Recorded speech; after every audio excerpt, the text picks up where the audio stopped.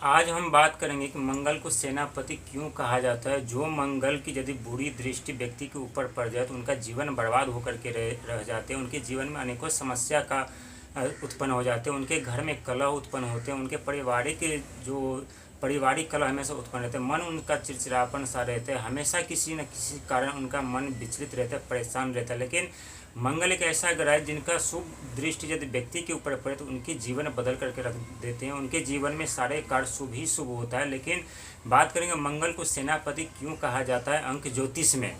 तो मान के चलिए ये आपका 9 हुआ, इसके बाद 9 दूनी 18, 9 तिया 27, 9 चौका 36, 9 पंचे 9 चौक 36, 9 पंचे 45, 9 छक्के 54, 9 सत्ते 63, 9 अट्ठे 72, 9 नमा 81, 9 धन 90। अब देखिए यहाँ 9 से शुरू होता है तो ये खुद हो गया आपका मंगल।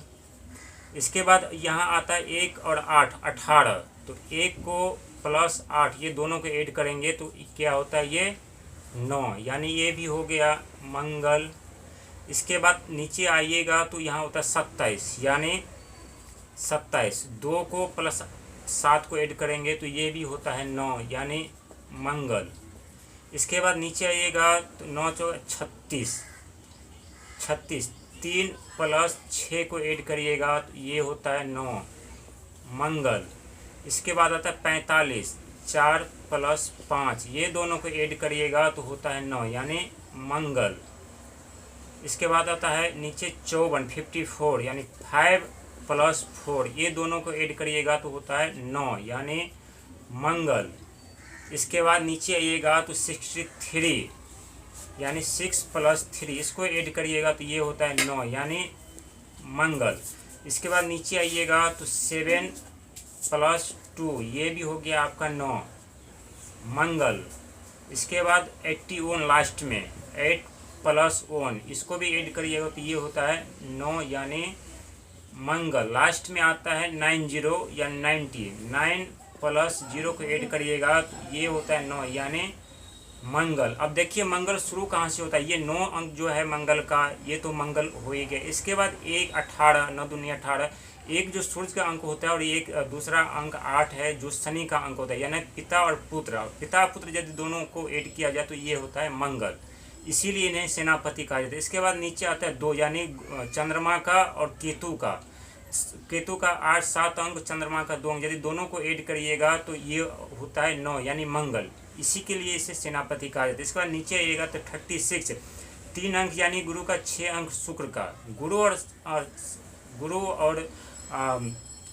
शुक्र यदि अटैच आपस में जुड़ जाए तो ये होता है मंगल, यानी ये भी अंक आता है मंगल का 9 अंक। इसके बाद 4 अंक होता है राहु का और 5 अंक होता है बुध का। यदि बुध और राहु का मिलन हो जाए एक साथ में तो अंक ज्योतिष में निकल करके आता है 9, यानी मंगल का।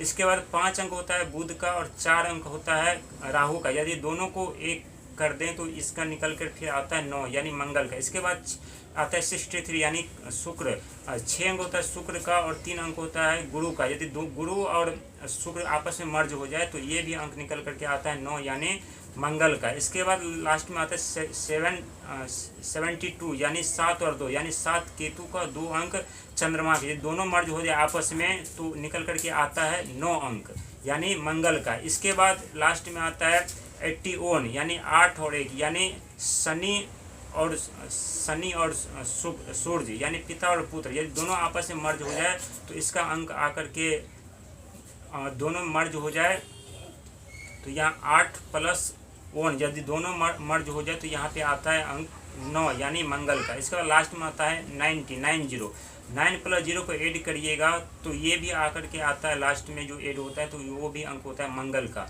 तो मंगल का यही सबसे बड़ी कारण है कि जिस व्यक्ति के ऊपर इनका शुभ प्रभाव पड़े तो उनके जीवन में जितने भी समस्या होते हैं वो रातों रात अचानक से समाप्त हो जाते हैं। उनके जीवन में हमेशा मंगल ही मंगल होता है। लेकिन इसी मंगल का यदि अशुभ प्रभाव पड़ने लगे व्यक्ति के जीवन में तो अनेकों समस्या का सामना करना पड़ता है। व्यक्ति आर्थिक तौर पे हो, मानसिक तौर पे हो या घर गृहस्थी से हो, वो सारी चीज़ उनका बर्बाद हो जाते हैं। जहाँ वो जाते हैं वहाँ उन्हें खाली हाथ लौटना पड़ता है, अनेकों समस्या का सामना करना पड़ता है। जो कि मंगल आत्मा का, ऊर्जा का, आत्मशक्ति का, विश्वास का, धरती का प्रतीक माना जाता है। और जब मंगल सबसे ज़्यादा अशुभ प्रभाव तब देता है जब शनि के साढ़े साथी व्यक्ति के ऊपर चल रहे, तो सबसे ज़्यादा अशुभ प्रभाव मंगल को देखने को मिलता है व्यक्ति के ऊपर, वो भी दूसरे चरण में।